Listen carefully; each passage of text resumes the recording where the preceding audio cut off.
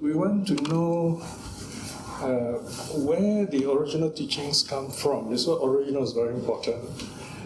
Because all religions, they change over time. Lots of new teachings, differences and new developments, which are important in themselves. But we should never forget the roots, because without the roots, then all the changes in modern times have no meaning. It's just like you see a Buddha image, you want to know the story behind it. So those original teachings are called suttas. Okay, you can see the word sutta there. Sutta means thread. Like, there's a thread in your conversation, and this thread goes back right to the Buddha. So that's why early Buddhism is very special and precious to us. Because unlike many other religions, we have this record of the earliest teachings of the Buddha, not exactly in exact words, but definitely his ideas are there. Now, how were the teachings recorded? Well, the Buddha spoke naturally like the way I'm speaking now. But remember, we're talking about 2,500 years ago. There were no paper. There was writing, but writing is only used by the king to send secret messages. Most people were not educated, and the merchants will use it to write their accounts, things like that, orders of materials. So writing was kind of very specialized.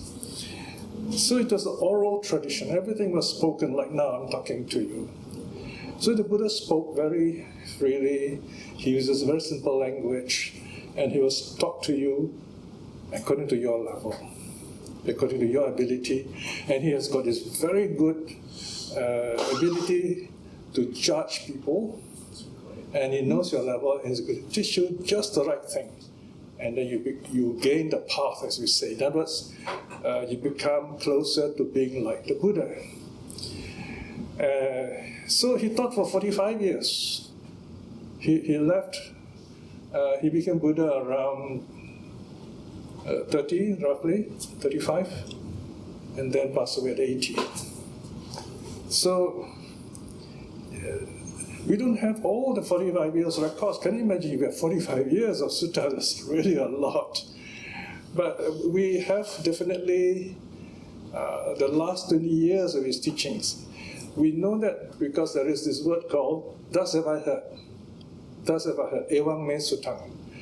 And this is the signature of Ananda, the Buddha's personal attendant, who asked the Buddha a special favor as to be his personal attendant. One of the favors is that whatever sutta that the Buddha has taught, in the absence of Ananda, he would teach Ananda. So Ananda has got this fantastic memory, and they have very good memory those days, because they don't use paper, they don't use books, so they memorize chunks and chunks of things. Of course, an actor will tell you how easy that is to memorize all these things. Okay, of course now we use books, so we're not so good with that eidetic memory. So this sutta is very special. If you look at the word here, that's have I heard. That's the one Sutta is in square brackets. But the actual words is spoken by the Tathagata. In Pali, it's Tathagatena Uttam. So this is not the standard introduction. Spoken by Buddha simply meant this teaching was given by the Buddha, but not heard by Ananda. Now what does this mean? Remember, this is the first sermon. 45 years, right at the start of what is called the Buddha's teaching. Okay? There were only 5 monks then, right? And these 5 monks became very old over the years. So there came a time after many, many years passed, the younger monks began to ask, what did the Buddha first teach? Or what did the Buddha first taught? And that's when they realized there was no first sutta, there was no first discourse officially recorded, you see. So I suppose Ananda or maybe some monks got together, asked the Buddha, okay, please tell us what did you first teach, so that we can put together a sutta for the benefit of the monks and future generation. So whenever the sutta says monks, The word monk refers to anyone listening to the sutta, including all of us here. And this is the genius of early Buddhism, the ability to record something that can be handed down over the centuries, over the millennia. Okay? So, these monks got together with the Buddha's approval, of course. They asked, interviewed the Buddha, they talked to the Buddha. What are the teachings he gave? So in this sutta, we find the definition of the meaning of life, purpose of life, of the Buddhist training, what to do, things like that. All right, so this is what we'll look at today. Okay, so spoken by the Tathagata at Pan, thus have I heard. Not of notes here, you can read by yourself. I followed the scholarly convention here, so that those international scholars don't say we are just writing randomly. We want this to be used by the scholars also. And then, at one time, now this is the thing about Indian Buddhism, Indian history generally, they're not too worried about time. When this is translated in China, they will tell you which year exactly in the imperial period, even the time it was translated. Of course, the place. The Chinese are very meticulous about all these things, but not the Indians, because they were more interested in the Dhamma awakening, you see. So at one time means any time we are listening to the Dhamma, like now, you're listening to it, you see. So this is the time you are getting the teaching right from the Buddha. And this is the whole idea of suttas. You get a direct transmission, not someone else's opinions. Of course, I've expressed ideas to myself, but ultimately, when you understand this, you have to decide for yourself, okay, this is true, this is what I will follow, this is what I will practice. All right? So, the first line tells us that one time the Buddha was staying in the deer grove or deer park at Pavattana near Benares. It's a beautiful place. Benares is still there in India. Northern India is a beautiful place. The deer are still there. Small little spotted deer. Okay? Okay, let's go a bit more. Okay. Now these are short forms. MV is Mahavagga in the Vinaya, in case you want to look up exactly where all this comes from. Okay? So this is all, it's called documented research. You all know in your discipline you have to show where you got all this from. Then the Blessed One addressed the company of 5 monks. Okay, these 5 monks go back to the Buddha's renunciation. Actually, it goes back to one particular monk called Kondanya. This Kondanya, he was with the Buddha's family, the king's family, even before the Buddha was born. He was a Brahmin, and he was a bit psychic.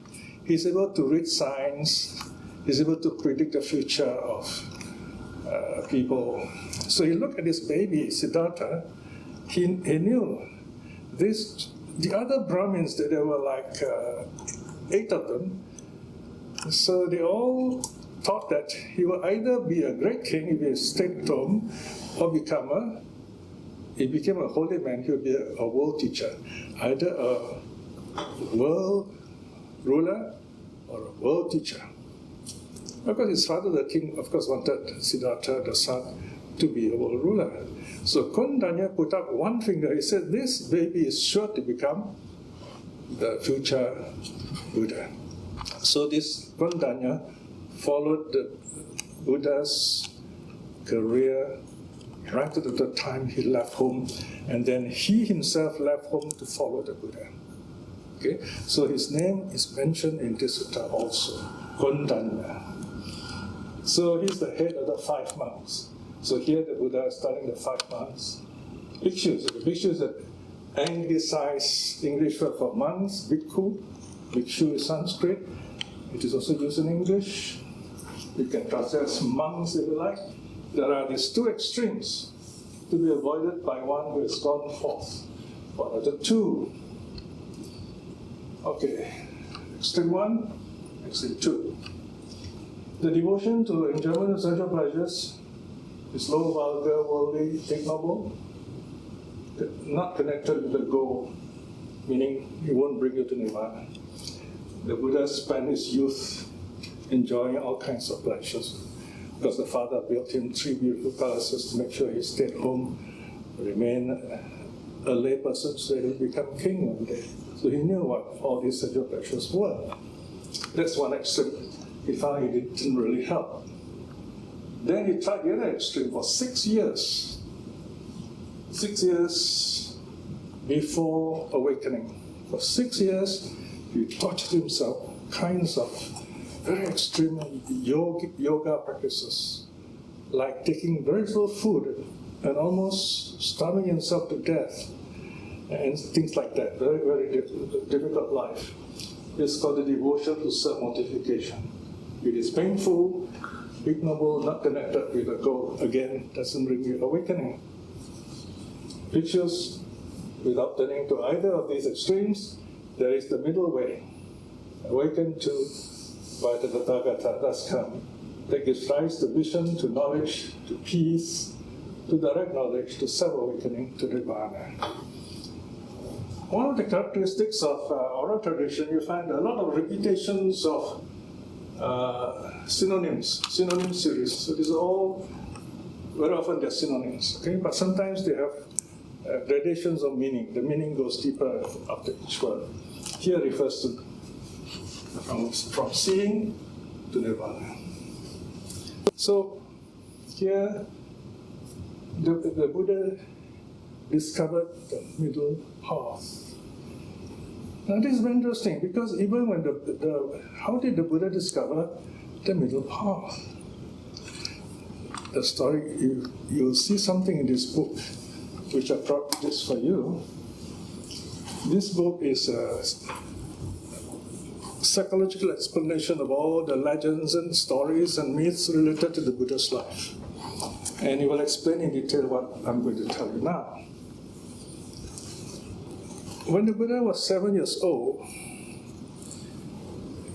his father was doing this plowing festival, and all this earth was being turned up, and worms came out, and the birds came and ate the worms, and the snakes ate the birds, and so on.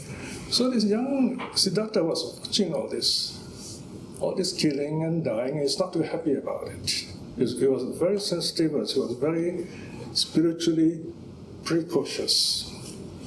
So he went away from this festival, very quietly sat under a tree, and went into deep meditation. It was a very deep meditation. He went into what's called jhana. Jhana is when you're so focused in your meditation that you totally rise above your body. You simply forget all your senses. Your senses do not control you anymore. It's a supra-sensory experience. Now the modern psychologists are experimenting and documenting all these experiences. So this is a very exciting period if you are studying psychology. Anyone doing psychology here? No, huh? But if you're doing psychology, you find all these are very interesting. Anyway, so he went into this deep meditation, and he felt very happy. Okay, so he was only 7 years old, by the way. So when he was like 30 years old, he was struggling and he almost died from his extreme self-torture. He realized, oh, this is not the right way. If I were to die, I will never find awakening. There must be a middle way, you see? So he remembered this middle way must be that meditation. That there is this joy which can be good. Not all pleasures are bad. This mental pleasure is good. So that's when he turned to deep meditation, and that's when he discovered awakening. All right? So that's the middle way. And here he tells us what the middle way is. Slightly up. Slightly up. Okay. Section 4. And what bhikkhu is the middle way awakened to by the Tathagata? Tathagata means the Buddha referring to himself. That gives rise to vision, to knowledge, to peace, to direct knowledge, to self-awakening, to nirvana. It is this very noble eightfold path, that is to say, right view, right thought, right speech. These three constitute what's called a moral training, training of body and speech. Right livelihood, right effort, a bit down. Yes. Okay, that refers to this too is meditation, and the other middle one is wisdom. Okay, wisdom. So you have sila, samadhi, panya. You train yourself moral virtue, you do meditation, and you attain wisdom, which brings you awakening. So this is the eightfold path. This is laid out in sequence of the 8 limbs. So the Buddha says this is the eightfold path. Right? Now this eightfold path is the purpose of the life of a Buddhist. Meaning, this is what we do. We keep the precepts, we just recited the precepts. And occasionally you do meditation. And you want to find out more about what Buddha teaches, your wisdom grows, right? So that's the purpose of being a Buddhist. What about the meaning of life for a Buddhist? Now we come to this Four Noble Truths. There's a bit of typo here, T is missing, yeah? The Four Noble Truths. Okay, here we have the Four Noble Truths given in detail. We have, now this pictures is a noble truth or reality that is suffering. In other words, suffering is this reality. It's not something we talk about, merely talk about theory. It's real. And this is what no one can deny. No religion can deny this. It's universal. And what is this suffering? Birth is suffering, decay, disease, death. Okay, so these are physical suffering. And we can, in the Vinaya, also includes this grief, lamentation, physical pain, mental pain, and despair. These two are psychological pain. To be with the unpleasant, to be with the pleasant, to be without the pleasant, or not to get what you want or wish for, to get what you do not wish for. The most important of this are the 5 aggregates of clinging. The 5 aggregates, by their very nature, causes us suffering. The 5 aggregates are basically our body and mind. The body is form. The mind comprises form, feeling, perception, formation, consciousness. And these are the 5 aggregates. Okay? And this is by nature changing all the time, so because of that, there is suffering. Now the Buddha explains that he has fully understood the 4 noble truths. Let's go down further. The 3 faces and the 12 aspects. Okay, a bit more up this. Oh, wait, sorry. I know something. A bit down, so. No, down, yeah. Okay. So, the second noble truth is the arising of suffering. Some people translate as cause of suffering. We don't use the word cause because cause is something that's always there. But here, arising is when the other conditions are there, and A is present, B arises. Okay? So we use the word craving. That's for the arising of sensual pleasures. That's the first one. Okay? We are sense-dependent beings. We depend on our 5 physical senses: eye, ear, nose, tongue, and body. Totally dependent on this.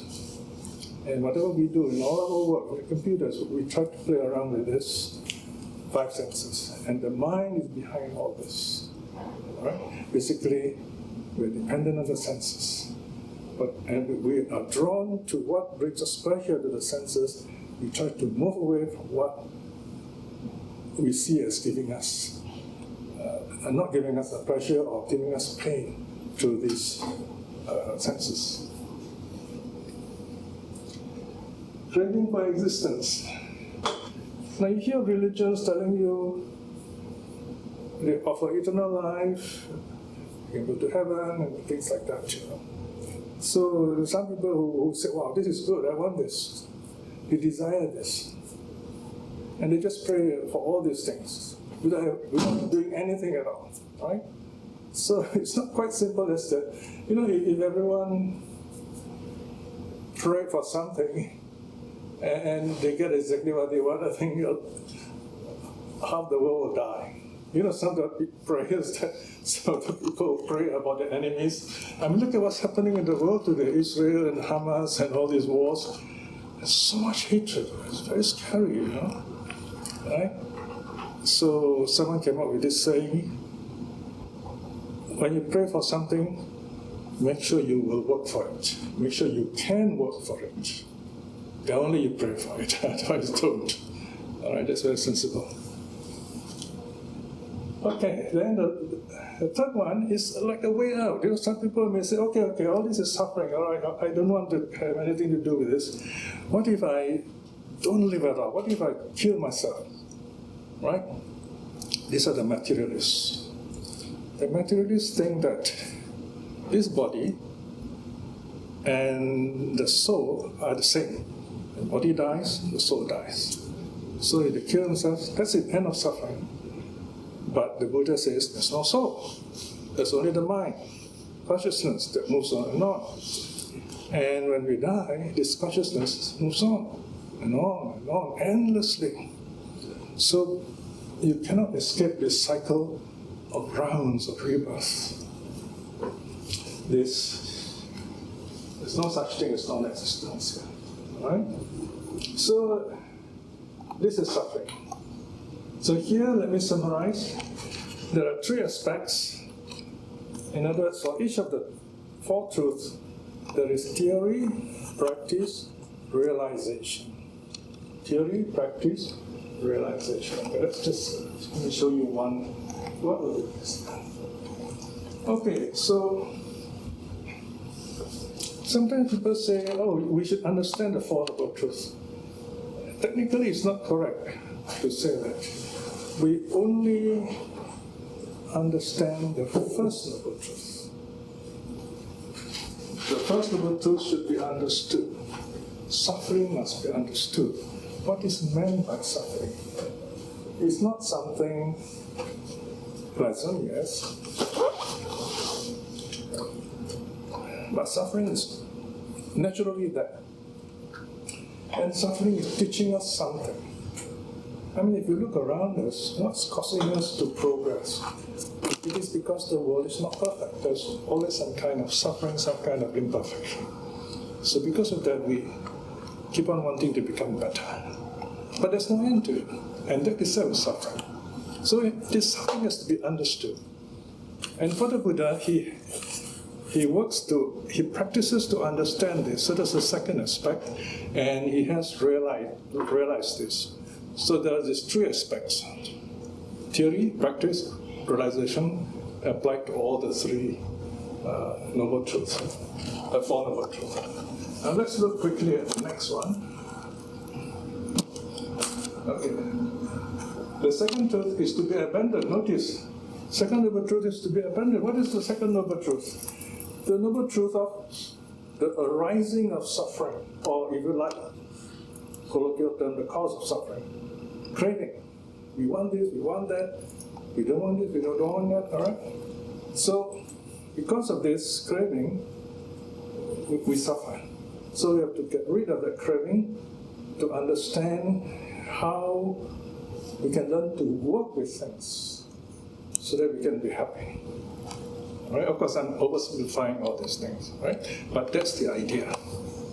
Okay? So again here, the Buddha understands the theory of it, he has practiced it to understand what's going on, and he's realized the full truth of it. Next one. The third truth is to be realized. The third truth is the ending of suffering. Ending of suffering is, of course, nirvana. Nirvana comes at the end of the Eightfold Path. Nirvana has to be realize. Realize means you make it real, you practice it, you see it for yourself. No one can see it for you. Right? So again, the Buddha has gone through this himself: theory, practice, realization. Theory, practice, realization is a very important triad. You study your theories in the lectures, then you're told to do experiments, do research, and then you present your paper, and then you know what's going on, you pass, you graduate. Graduate is like awakening. Okay? And the last one is the path. The path is to be cultivated. That's the eightfold path. Okay? And we already spoke about eightfold path earlier. Okay? And then, so here, 13, everything is summarized again. Okay, let's go. We have that a bit, some more. We have done that. Okay, so what? So the Buddha said, okay, I've understood all this, and this knowledge is clear to the whole world, and unshakable is my freedom of mind. This is my last birth. No more rebirth, no more suffering. There will be no more rebirth for me. No more coming back to suffering. So the teaching ends here. Kundanya listens and he gains the Dhamma eye. Here, Dhamma eye is a code word for attaining the first stage of the path to awakening. Yes? I may be not understanding the concepts correctly, but I'd like to ask about the cravings. The craving. Sure. If you don't have any craving, how do you function? Well, there's good craving, there's bad craving. If you want to do something, we wouldn't call that craving. Let's say you want to eat, all right?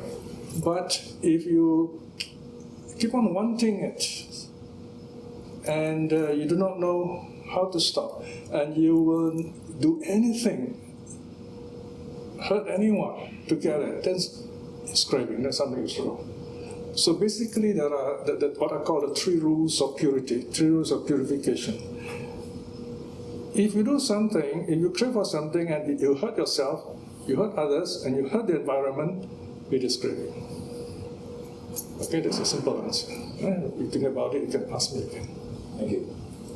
All right, so Kundanya understood. He has reached the first stage of awakening. Okay?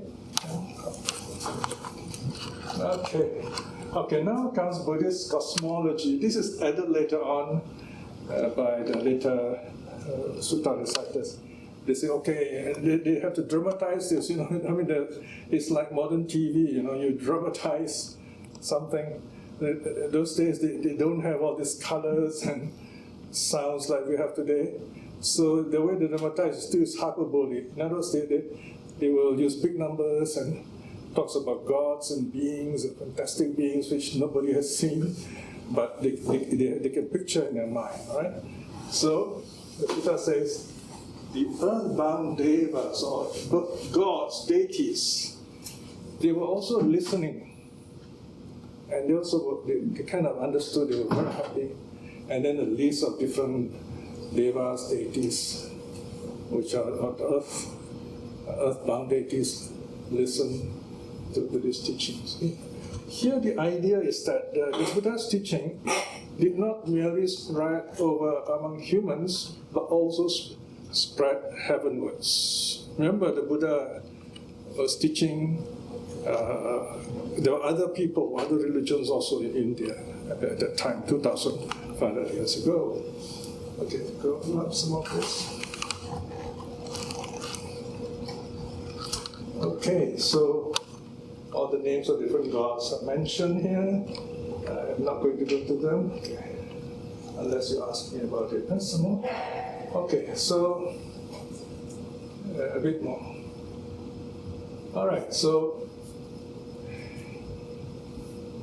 here you are. You have this part where, again, the ancient storytellers dramatize the sutta so that the ancient listeners will look at it and they want to listen. Okay, so the storytellers tell us, thus at that very moment, that very second, in that very instant, the cry As far as the Brahma world will be the highest world beyond the earthbound deities.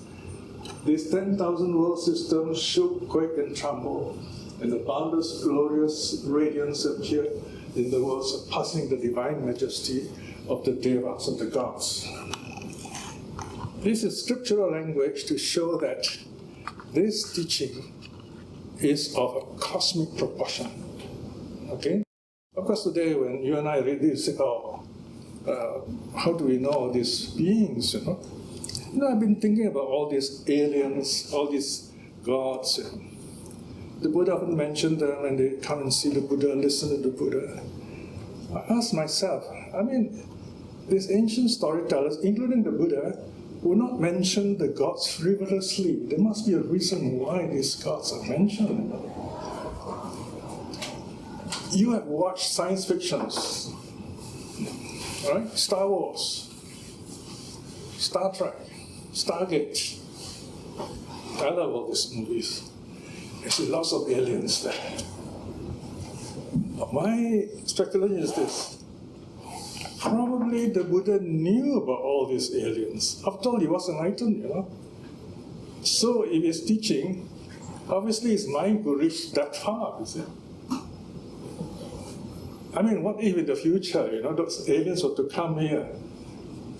It's just a speculation, all right? The rest I'll let you think for yourself, all right? That's my understanding of who the devas are, if you can accept them as gods, whatever. Just an idea. If you accept them as gods, that's fine. In Buddhism, you're free to believe the way you want it as long as you understand what you believe. All right, so the Sutta closes by the Buddha declaring, Kundanya has understood. In other words, the teaching works. There is this first disciple other than the Buddha, the stream witness.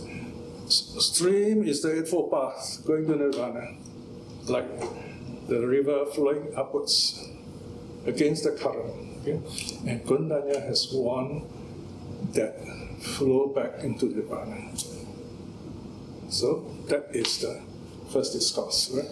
And then later on, the 5 monks join the order and so on. So this research puts together all the stories related to the 5 monks.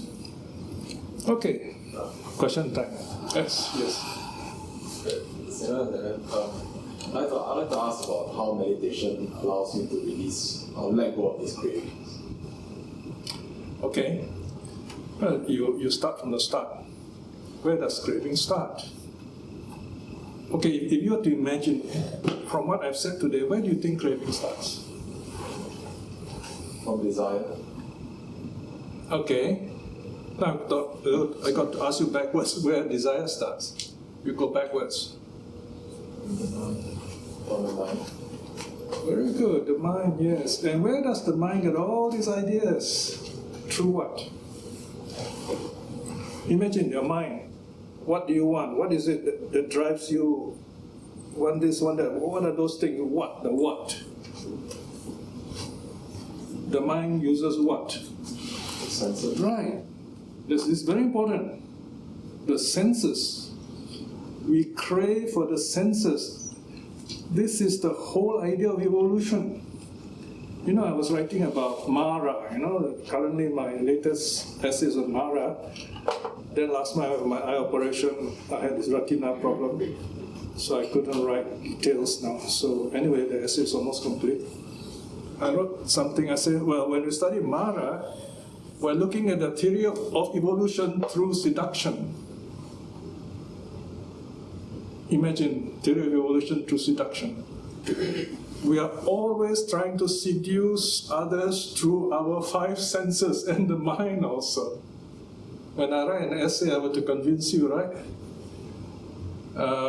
I dress so that I look nice to impress you, right? And so on, So our senses are such that they always want us to become something more than what we are. So to become something more than what we are, which is not necessary, that's craving. It can also be harmful. That's its craving.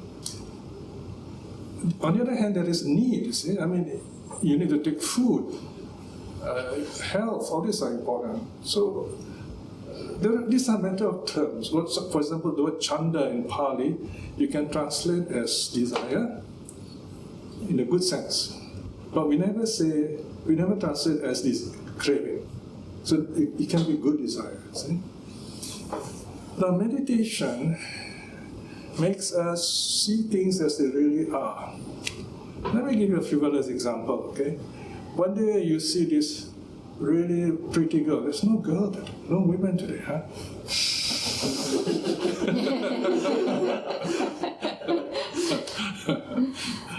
So there's this really pretty girl, you know, and you're fascinated, you know, cannot study, you look at the book, you see her. So my advice is this, go and meditate on her. Don't let her know, okay? You quietly go near and then look all around her, up, down. Take different photos if you like. You'll find certain angles, you'll lose your taste. I don't know whether you noticed that or not. From certain angles, people don't look very presentable. So which angle are you in love with? Or are you in love with the ear, the eye, the nose, hair, whatever? There's a story of a beautiful nun, you know. She became a nun, she became an arhat. The boyfriend got drunk and then followed into the forest and treated her, wanted to seduce her. He said, "You're so young and the forest is so beautiful, flowers and so on. You've got such beautiful eyes. Why are you wasting your youth? I love your eyes." To cut a long story short, this nun called Suba, they said, "Okay, you like my eyes?" She plucked out her eyes and said, "Here you are." Of course, this is religious drama, see. Nobody can pluck out the eye just like that, because she's an arhat, you know. And there is a lesson behind this story. It's like a theater story. I mean, if you see a Chinese movie, you understand what it means. You cannot like a person just one thing, the eye, ear, nose, you know. It's meaningless. So the person give you the eye, you take it, you know. So when you meditate like this, you say, "Oh, I don't even know this person. How can I crave for this person?" So you got to, knowledge is important. That's one example meditation helps you. Another thing is meditation reminds you everything is impermanent, everything is changing. Will you love this person when this person is very old, 30 years from now, 40 years from now? Right? Things like that. So you reflect in this way. Because loving someone is it's a wonderful thing. It's also a responsibility. Then you find the big picture. Then you have commitment. There is true love. It's no more craving. Then you become a mature person. Isn't that wonderful? Okay. Any other question?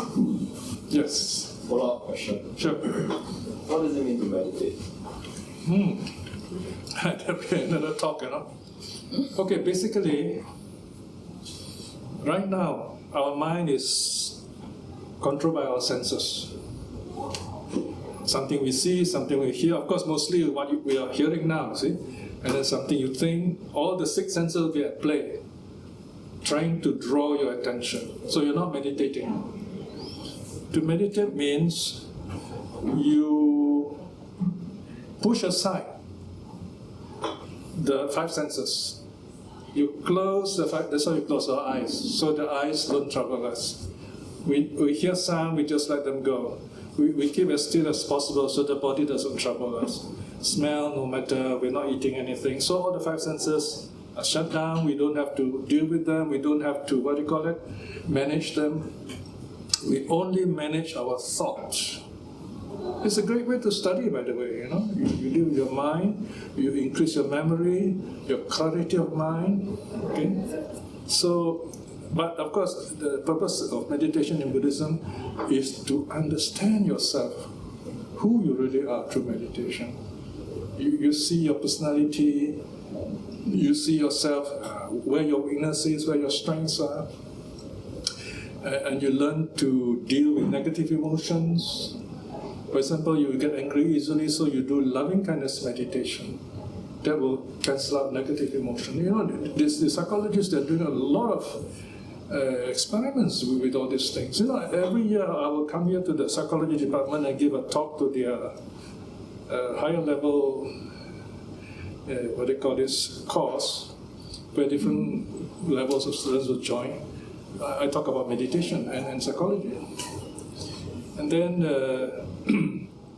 if you cannot sleep or your mind can't focus, you do use breath meditation, because breath is regular, and as you meditate, the breath slows down, it becomes more peaceful, it becomes very subtle after a while.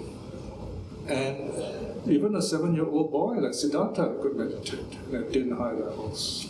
But you got to get a proper teacher to teach for the proper effect. And I understand there are many kinds of meditation. So yes. the different types of meditation have different uses. Yeah. My advice is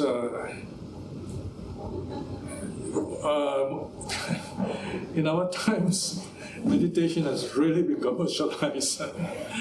It is bought and sold so badly that you can just go for a few weeks course and you get a license to teach. But you yourself have not attained any of those states. You know? So my advice is, if you're really interested, make sure you practice breath meditation and loving kindness meditation. These two are what the Buddha has taught, and they are very safe. And even the psychologists, the researchers are doing this, and there's a lot of documentation on these two topics. Okay, loving kindness. They have different names, but normally the term loving kindness is used, and breath meditation. Okay, sometimes they call it compassion meditation. Right? Okay, keep on asking if you find you still need more answers. Okay, I'll just give you short answers. Okay, anyone else? Or you can ask again if you like. Yeah. Actually, which ones came first, the Deva or the Devas or the Buddha? Wow. Chicken or the egg? You know? Because I didn't know that Buddhists who were like Buddhas, like Buddhism, they are gods in Buddhism. I didn't know that they are gods in Buddhism. So it's okay. In Buddhism, we accept the cosmos has got different levels of beings. We are not the only beings alive. There are other levels of beings. That's one way of putting it. Humans are the best candidate for Buddhahood because of our experience of suffering and joy almost in the balance, and we have a choice. Whereas animals are mostly suffering and they don't have control over their lives. You know? So they can never meditate, for example. Devas enjoying too much joy, pleasure, so they won't spend time meditating. Right? I mean, just to give a very simple answer, I would say perhaps you might say there are more Devas than Buddhas, so the Devas came first, I suppose. I mean, it's not really an important answer, but I suppose if you ask that question, that might be the answer. Yeah, but the Devas, if they become humans, they can become Buddhas. Also, there are stories where our Buddha, in his penultimate birth, that means second last birth, he was reborn in one of the higher earthbound heavens, Tusita heaven. That means the third heaven from earth, Tusita. So it's reborn there, and then after he passed away, he's born on earth to become Buddha. Yeah. So these are stories, even if you don't believe in them, it doesn't matter. It won't affect your practice. Yeah. And some teachers will tell you when you go into deep meditation, you'll see the Devas. Okay, well, you got to wait until you reach that level. Then it's Mara. Mara, where does it do? Mara is my latest essay.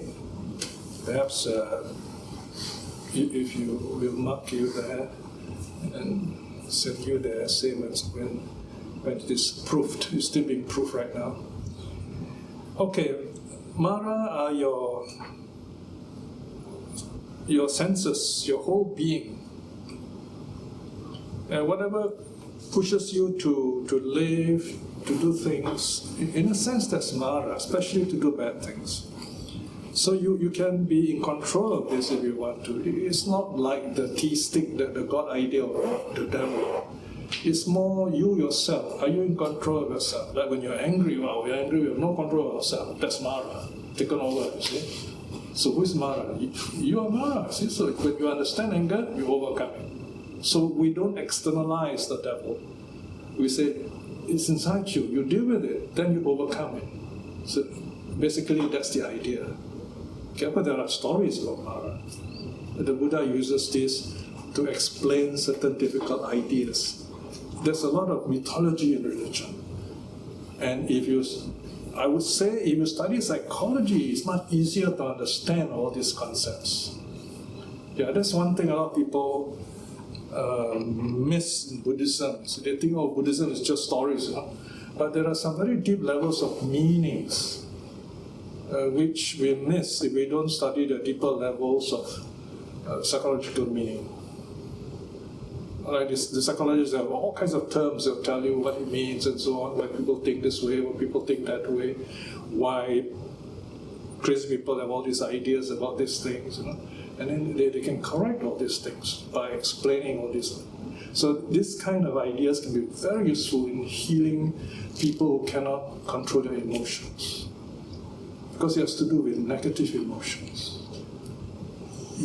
Have you seen an angry someone shouting at people, You wonder why they're like that. Because they can't control themselves. That's Mara taken over them. But it's inside them. They themselves are not in control of themselves. So like if you study Buddhism, you understand nature of precept, nature of peace.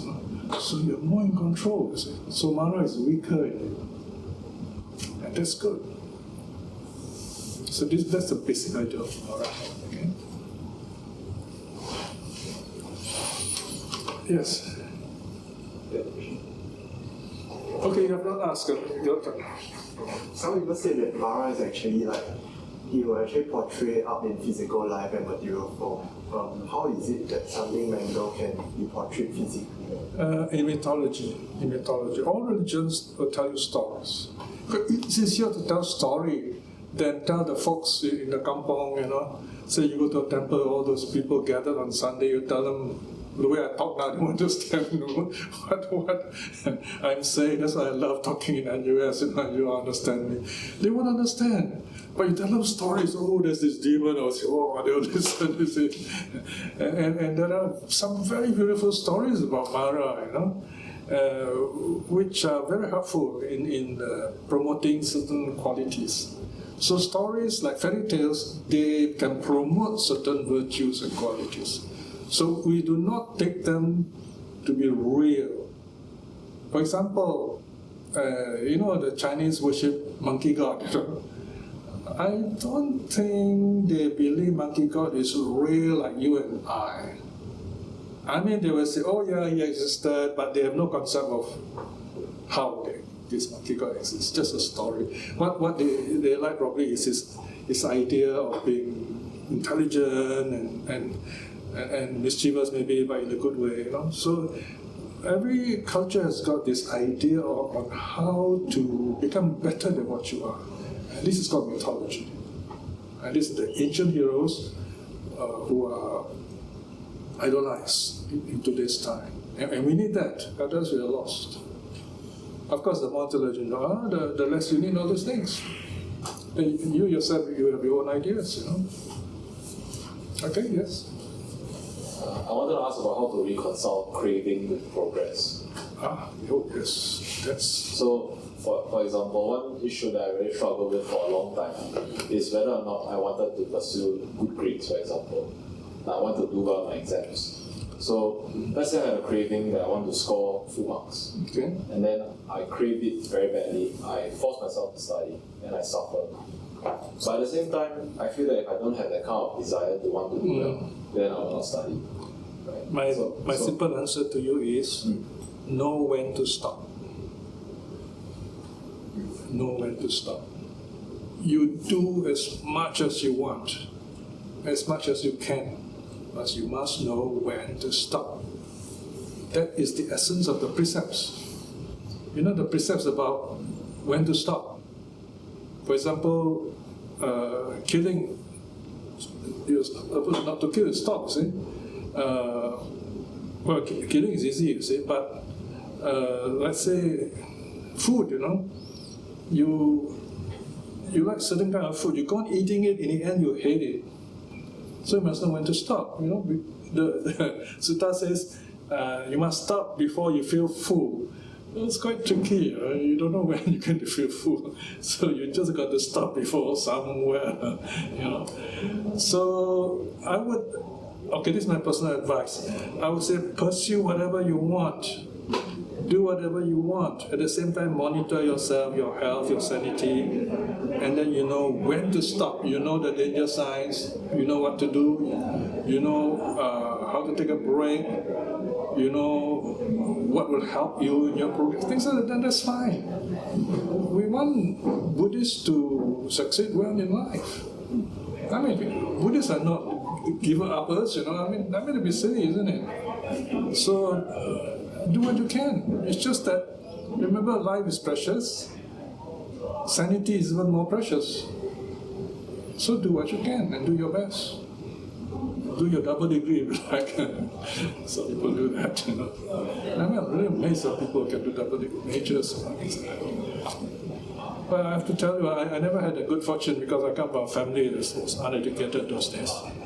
So I had to learn to love education myself because I met all the right people and I managed to go to Berkeley without any degree because they think the Buddhist work I do is a level of PhD and that's compliment enough for me. Okay? So sometimes you don't have to be so crazy about it, you come to you. So, I mean, if you don't think in terms of income, you know. But of course I think if you want to succeed in life, you have to work hard in Singapore. It's not quite simple. So the desire to want to work hard is not in contrast with the Buddha's teachings. Oh, the Buddha does say you got to work hard if you're a layman. He says you do your best. There's one sutta, you know. The Buddha says you do your best. And after doing your best, you find you fail. Then ask yourself, what do I do next? The sutta's main line is, what do I do next? Okay? So there are motivational teachings there. It's not all about renunciation. That's for the monks, is it? Right. And most of the monks don't give up anyway nowadays. It's the layman who thinks about all these things. So work hard. Okay, that's my advice. Thank you. Yes? So when Buddhism spread to China, it underwent some merger with Taoism and it became a little more of a superstition rather than a philosophy. And it still manifests itself very strongly these days. So do you think there can be an eventual reconciliation between these Buddhist philosophy and the superstitions of Buddhism? Well, when Buddhism went to China, it became Chinese, definitely. Taoism, Confucianism. Otherwise, it wouldn't have survived in China anyway. And Buddhism enlarged the Chinese vocabulary quite considerably. So that's why, and Buddhism is the only foreign religion accepted in China. That itself is amazing, you know. Well, of course, in the course of that, Buddhism became Chinese. For example, the Chinese Buddhists believe in the soul, you know, and they created so many new Buddhas who are so different from Sakyamuni. And I given all that up because I've gone back to early Buddhism, you know. I've written a book called How Buddhism Became Chinese to explain all these things in a whole volume. I would say follow what you understand and what you find good for your life. Okay? Because it's all beliefs. And there'll come a time in your life, you find certain beliefs work for you, and then as you mature, you find those beliefs don't work for you. Then you give them up, you go for a better one. I'm talking about Buddhism, right?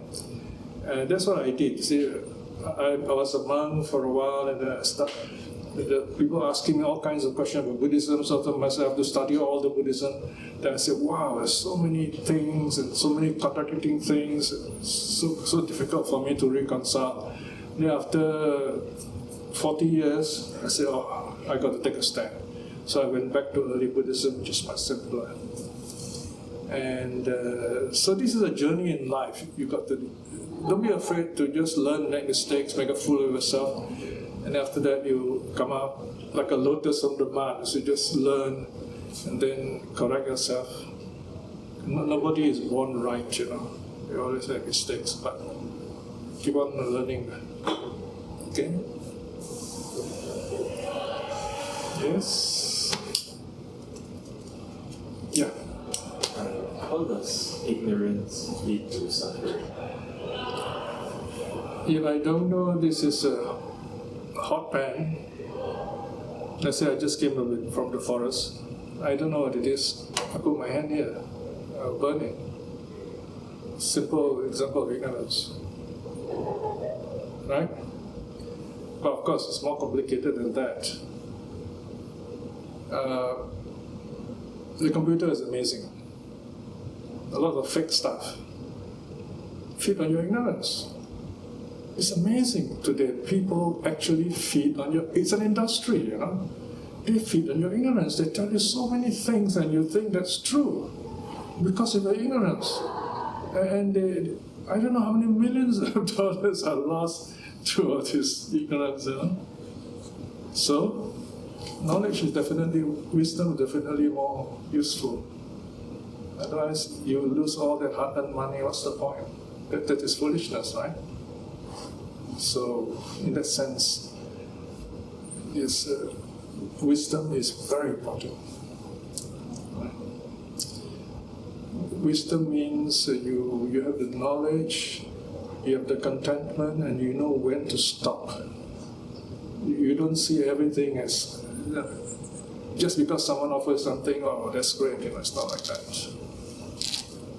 It's very hard to tell people that somehow you know they're going to be caught and you just don't want to listen to you. So, yeah, sometimes I feel, you know, all those people who are losing millions, sometimes you wonder whether they deserve it or not. It's very sad, huh? All right, anyway, any other question? Yeah? Some basic questions. So India, Buddhism was started in India, but then why didn't it like stood to the test of time? Like Buddhism took over in India. Oh, why it didn't survive in India, is that? Hinduism, you should live in India for a while. You know, the Indians, they will worship anyone as a god. One of them actually made an image of Trump and worship him every day. Do you read about it? None of you saw that article, newspaper article? Someone saw. They're very good artists, lifelike image of Trump. You know. Oh boy. So, and there is a book called about this accidental gods. How people turn how normal human beings into gods, like Emperor Haile Selassie and some of the, especially in India, some of those colonial soldiers who have been kind to the villagers, and they were worshipped as gods. All right, so the Indians are very religious people, just as the Chinese are business-minded. Okay. But in India, there are the Brahmins. The Brahmins are a high caste, they are fair-skinned, class system. Okay, so they are born, they claim God, they are born with the God's mouth, so they are the highest. So they do prayers for everyone else. The Kshatriyas, the nobles are from the arms of gods, the task is to, the warriors are supposed to protect the Brahmins. So they invent this kind of story, you see. And then the lower caste are the legs support the upper class. It's very much like social Darwinism, you know. So these Brahmins, they claim, oh, the Buddha is the incarnation of Vishnu, you know. So they change the story of the Buddha and claim that it's part of their mythology. They even use the Buddha's teachings. But of course, fortunately, the Buddhist monks, they were able to preserve the teachings. The teachings went outside India, and it flourished. And now it's going back into India through meditation, vipassana meditation. I have contact with quite a number of young Indian Buddhists who do meditation nowadays. So now Buddhism is spreading again through meditation. The future of Buddhism will be meditation. I mean, Buddhism in a good sense. Okay, yes. Most people in this world have certain forms of misfortune. Some of them more severe, some people are born in poverty, or they have they're handicapped. So when someone is, so if you meet someone like this, where they, through no fault of their own, they're born into certain misfortune, and they're suffering deeply because of it, how would you use the ideas of Buddhism to help them to live a better life or come to terms with that? Okay, ideally, I suppose your first impulse is to give them some money, you know. That won't be so good because they might not know how to spend it, or they might just buy some things that will just help them for the moment and then they're gone suffering. So my advice is maybe get a few other people, get together, form a kind of, what do you call that, foundation, a kind of society, and that will help people properly, you know, so identify them, have people keep in touch with them, so you know that they're using the funds properly, and you don't just give them money, you teach them, what do you call it? What therapy is that? Occupational therapy, things like that. See, so it's a whole human package. You want to help them. I mean, ideally speaking, okay, and that would be really wonderful. Not just giving money, all right? Or you just build a school. I mean, that's not enough. You got to do a bit more than that. You got to study the student. Where's the problem coming from? How, if it's possible, to go to the roots, how to correct. That's the difficult part, you see. So if you can't do that, well, then you solve the symptoms of the problem. So this is a symptomatic cure. Just like you go and see the GP, he says, I'm only curing you symptomatically. You want to go for more serious stuff, you go to the specialist. So in other words, you get them specialist help. Find out what's going on, ideally if you can. If you have all the money, suddenly you become so rich like Bill Gates, you know, and get a few people together, that'd be good, that'd be really great. From the Buddhist philosophy, is there any way that we can help to counsel them to maybe feel a bit more at ease with themselves? And these are the cards that are dealt with. We can help them to see that, you know, you can still make the best of the situation. Yeah, by being their friend, by telling them stories about how the mind is more important than the body, that if they're positive in their minds, then they can heal the body in some ways, and fellowship. You got to get together with other people and to work together. You got to go on teaching them, because these people give up easily, they have lots of low self-esteem, things like that. You need a lot of inner strength to work with such people. Not easy. You got to be very patient. So it's actually a test on you also. All right. So, but it's very noble indeed. So don't work alone, because you will suffer alone. So it's better to work with a few people, but of course you may have to start alone. Yeah. Well, that's a noble thought. Yes? May I ask what the Buddhists share about death and loss? And how it leads to suffering? Can you be more specific? Because it's a very big subject. So I'm sure all of us will encounter death in some form, be it ourselves or, let's say, a close a loved one. And I understand that, let's say you feel sad, or let's say my parents, they're going to pass on, right? And I definitely will feel sad. And I was wondering, how would Buddhist teachings help to overcome that sadness? I think while they live and while you're still strong and able to be with them as much as possible. I'm speaking as the senior, okay? They value your company very much. You know the sad thing about old people, I used to have a lot of friends those days. Now I'm 75, my old friends are dying and the young ones are so busy and so they don't see me, you know. So I have to actually write to someone and say, hey, how are you? Come and see me, you know. And I have to go down and talk to old folks downstairs in the void deck. I have to talk with the cats. And I joined the senior club and senior, what's that called? Loving Heart. Loving Heart to exercise with them. But now with my eye operation, doctor said, no exercise for 3 months. I said, oh my goodness, we're on weight. So just be with them. You don't have to do anything, just be with them, be there, and they look at you, they're very happy already. That's one thing you can do. Once they're passed on, then you have good memories. That's all that's left. We all will pass on anyway.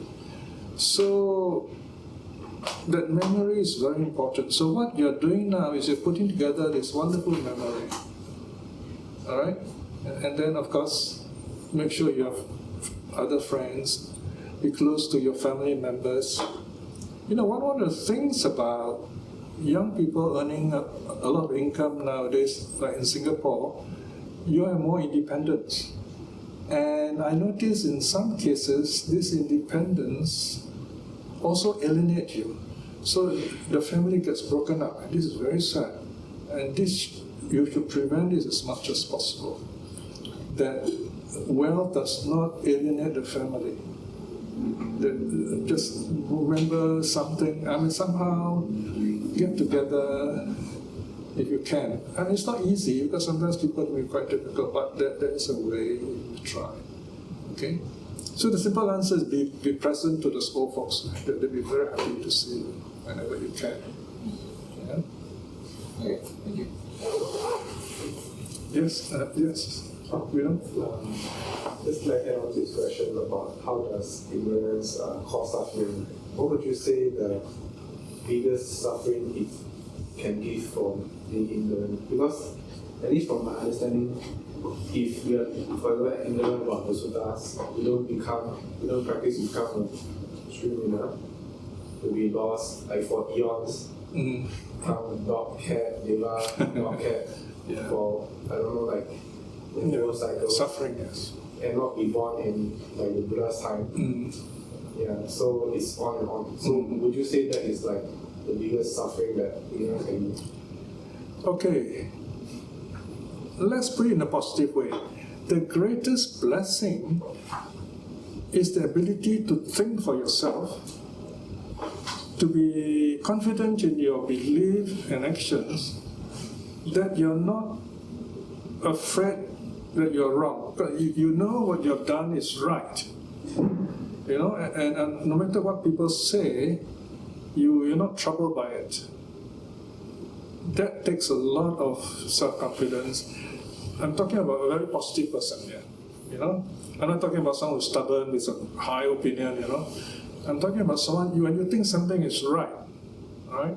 Now, if someone was to say, "Oh, why you want to study Sutta? Nobody understands it, and who wants to practice Sutta nowadays?" and stuff, then I would have given up long ago. But I just love Sutta. I mean, in a sense, I can't help it. Sutta is wonderful.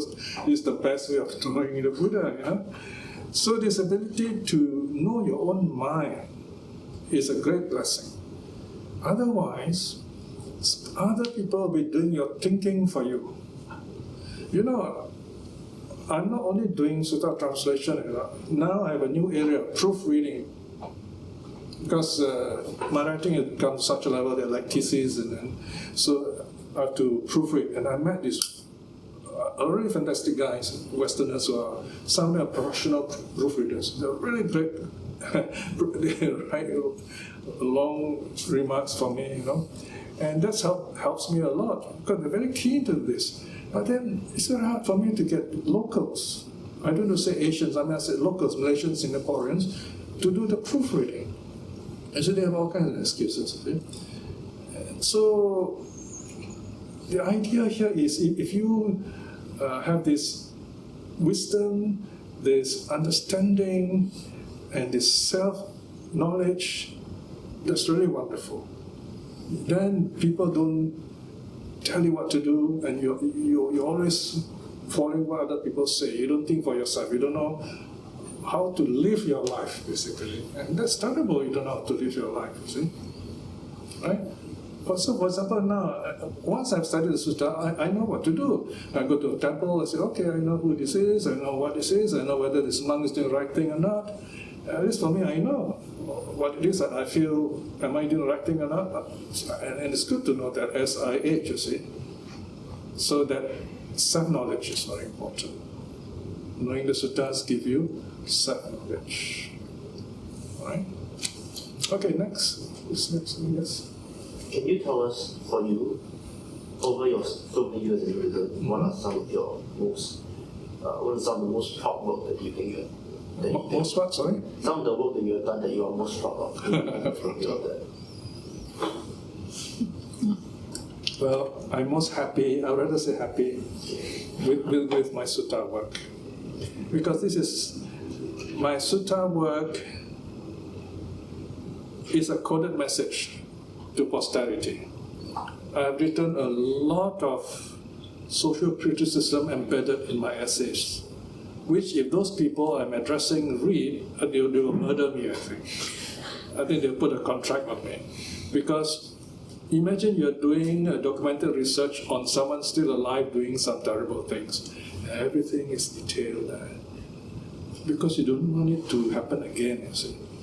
So you have to tell who did what in an academic way, very clearly. So I put it in the Buddhist way, you see, in connection with the suttas. And I know these guys will never read such things, you see, so that protects me. The day they read it, they might be converted. They're also good for me, right? So I'm safe. So in the future, I hope intelligent people like you will read this and you discover, say, hey, how come we didn't see all this stuff? You begin to notice some of those things that happen in our lifetime. Then you will know what to do to bring Buddhism to a level of social reality so that we become a socially mature force to work together. You know, the Buddhists are so, we are all atomized, small little groups here and there, and we don't really do much thing socially, really. We just celebrate Vesak and once in a while you have some talks, that's it, you know. And so I don't know what else we do, really. So we could have done a lot. The Buddhist force can be a very strong force. They're doing that. They're doing in the West a lot of stuff. In Europe and UK, in US, you know. So I think we're missing out on all these things. So I'm writing all these things in the Sutta, but if you look there, you will see it. There's some all these things. I'm using my study in sociology, psychology, combined together to explore all this, why people behave in this way, and I try to explain all this from the Buddhist point of view, from the Suttas point of view. So it's not personal, but I have to use real examples, so they're not just fantasy, you know. So that, I think, is worthwhile. I also like to write happy, inspiring writings occasionally. I do have a book of them. If you like it, we can send it to you. And Rana posts every week one reflection. Okay. Where do you post it? On our website. What's your name? I can just let you know his name. His name? Ding Kai. Yeah, we send all this to you every week. I've written about 800 reflections over the years. Yeah? Is it craving if someone doesn't know that he's hurting himself, other people, or the environment? Because like, if you see your friend doing something that you think that it's like a craving and the person is hurting themselves, but the person doesn't know or aware that the action will hurt themselves, but continue to do it. What do you do then? Craving and ignorance often go together. If you are close to this person, You can go for a walk in the beautiful Jurong Lake Gardens. It's a very nice place. And sit down quietly under somewhere like the Buddha, and then chat with him. Slowly, give a background and then try to explain to him why that is wrong. All right. Why if the person start being defensive? That's why you have to understand this person well. So what approach can you give? A story, something inspiring? Maybe you tell a happy story, someone who is very successful doing something good, and then how this person can fit in. Sometimes the solution may not work right away. Person may come and tell you 10 years later, say, oh, remember you told me something in the gardens, So it can happen later too. It's not like immediate. So, but if you do your part with a good heart, with loving kindness, do it with loving kindness, because they can see in your face, they can feel it. It's very different. Because when you talk to the person, may be well and happy, and you talk, the person can feel it. And your words also will, simple words, but the feeling there is really powerful. So, talking with loving kindness. But before that, you send thoughts to him also, and as often as you can. Right, my friends say I'm scary because I smile and talk normally, even though they say it's very serious. I think they like you.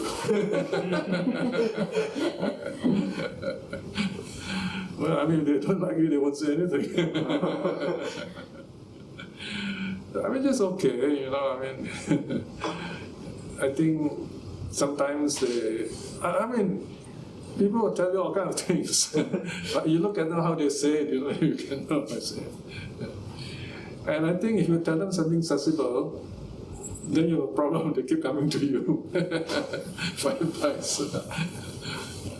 Then you can tell them, okay, sorry, I got to book you. Any other questions? Actually, Buddhism, right? Yeah? Of Dhamma. Yes? Yeah, I have a question. So, I know from my own experience that suffering exists, but how do I know that there's such a thing as rebirth and nirvana? That is quite tough. Okay, one of my favorite argument for myself, I said, look at all the plants. Plants, they grow, they seed, the seed drops and then grows again.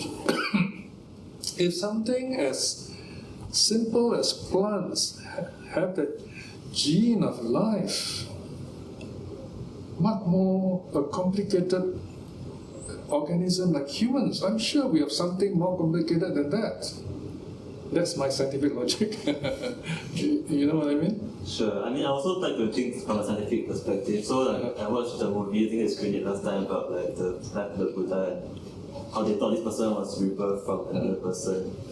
So I guess the way I interpret this, but I feel like it might be different from the way most Buddhists interpret it, is they see I see rebirth as a social construct, this person feels similar to someone else who has existed and we give him the same role. So I guess I see rebirth as not literal, as more of societally constructed. So I don't know if that actually makes sense with what all the scripture has written and stuff like that. What do you mean socially constructed? I guess for me, I don't really see the idea of coming back to life really logical. Mm-hmm. I see it more my actions may be passed down through my descendants or through my friends, etc. Mm-hmm. That constitutes my continued existence.